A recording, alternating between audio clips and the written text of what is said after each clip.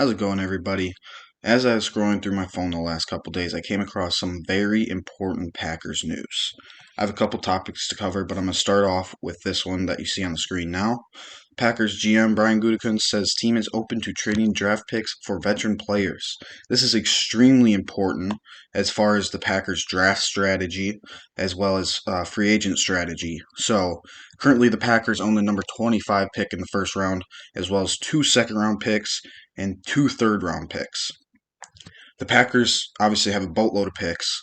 I think second most in the league behind the Cardinals. The Packers, if they do decide to trade some of these picks for veteran players, it obviously could help the team out depending on where they decide to go. Maybe they trade for a safety in Buda Baker, which, as a Packers fan, would make me extremely happy.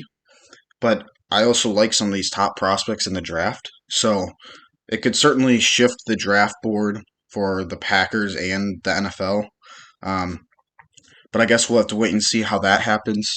It seems like this is certainly a very strong possibility, and I do think that making trades for veteran players is a good idea.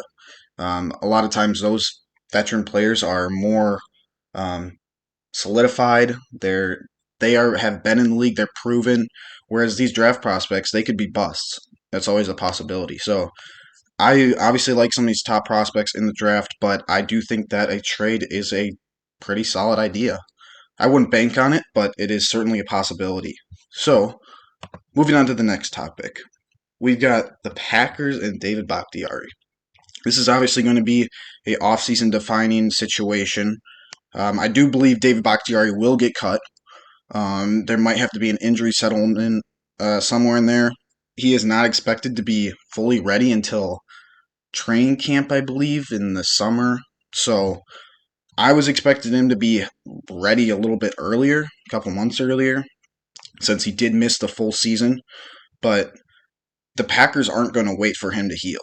Like, they need to make their decision going forward, and I think it should be releasing him. I don't think they'll be able to trade him. I don't think that's possible. But if they do cut him, like I mentioned, there will probably have to be an injury settlement, which is something that will happen with any injured player who gets cut. Maybe David Bakhtiari doesn't want to do that to the Packers if the Packers do it the right way. Um, but I guess we'll have to see there. He almost certainly will get cut or in some way will not be with the team next year. I do expect the Packers to move forward with Rasheed Walker at left tackle. He played very well through most of the season, and I don't see why they wouldn't want to keep him at the left tackle position there. So I think David Bakhtiari is as good as gone with how well Walker played and how well the Packers played as an offense that second half of the season without Bakhtiari. So moving on to the third and final topic I've got for you guys today, I have the Packers and A.J. Dillon situation. Obviously, A.J. Dillon is going to be a free agent. The Packers could bring him back, but in my opinion, it's not likely. I think that he's as good as gone, similar to Bakhtiari.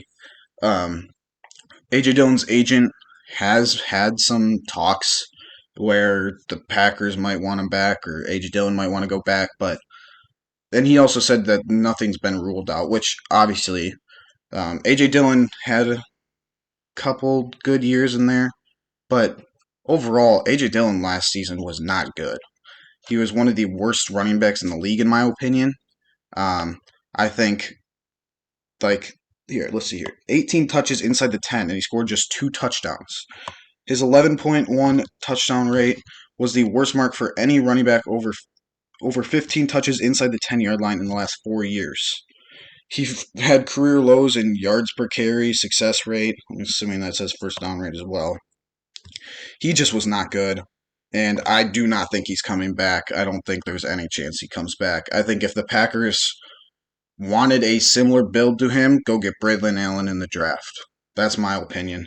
I love Braylon Allen as a Badgers fan, and I think he would be a perfect backup to Aaron Jones and a change of pace guy with his power. Because the Packers also did mention that they want a powerful back behind Aaron Jones, and I think that would be a perfect fit. So, as the offseason plays out, the new league year starts in about a week or two. So as some more news comes out, I'll give you guys more updates. One other thing I forgot to mention is that the Packers did recently restructure two separate contracts. First with Rashawn Gary, clearing about 4.8 million of cap space, and then the second one being with Preston Smith, clearing about 2.4 million in cap space. And combined, that adds to about 7.2 million, which means the Packers now have about 9.5 million in cap space available right now. And the Packers, obviously, like I mentioned before, could end up releasing David Bakhtiari.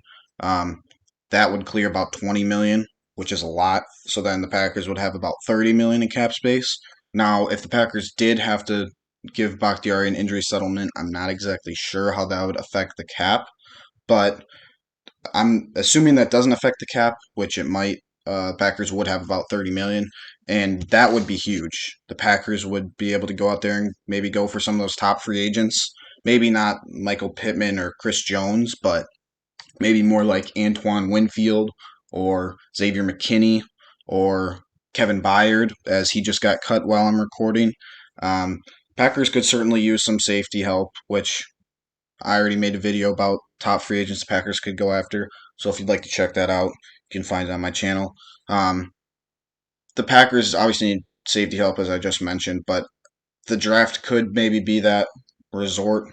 Um, Otherwise, they could go corner, like I mentioned in some of my mock drafts. So I think there's certainly a lot of possibilities that could come from this. And I think that maybe this would open the door for a trade for a guy with a big contract. Obviously, I mentioned the Buda Baker trade since Gutekunst would likes to trade picks for players, but I'm not. I'm thinking more outside of Buda Baker. Maybe just a player in general with a bigger contract that the Packers would not have been able to target. Now this opens the door for gopher guys like that, guys that can help you win now. The Packers obviously were super close to even a Super Bowl last year, losing in the divisional round, and I feel like the Packers should have even won that game. Um, so if the Packers come back stronger with more help, obviously a better defensive coordinator. I mean, I guess we don't know exactly what Jeff Hafley's going to bring to the table yet. We can only take his word for it, but I do believe the Packers defense will be much improved, and the Packers offense will have another year under their belt with all those young guys. So I think this cap space can catapult the Packers to a true top contender in the NFC next year. You go out there and you get one of these top guys on the market, whether it's free agency or through the trade market. Um, Packers could be dangerous next year. So this 30 million, I guess I'm assuming Bakhtiari gets cut when I say that, but if the Packers do use that 30 million the right way, then I truly believe the Packers will be a Super Bowl contender next year. And I believe that Jordan Love could be an MVP candidate. Well, I think he will be an MVP candidate, but I think he could be a MVP finalist next year. Now, obviously, that might be crazy saying that after he just played his first year as a starter, and it's March 1st right now. So the season is certainly months away, and certainly a lot of things can go down before then. Jordan Love will probably have a new contract by next season. So, with that being said, this 30 million is huge, and I think that the sky's the limit with this Packers team going forward, and Goody just needs to use the 30 million the right way. All right, well, that's all I've got for you guys today. If you enjoyed, share the video with your friends, drop a like down below, let me know your thoughts in the comments section, and I will be making some more Packers off-season content soon, as well as some Brewers content as the season gets started. And if you like that stuff, subscribe, and until next time, go Pack Go.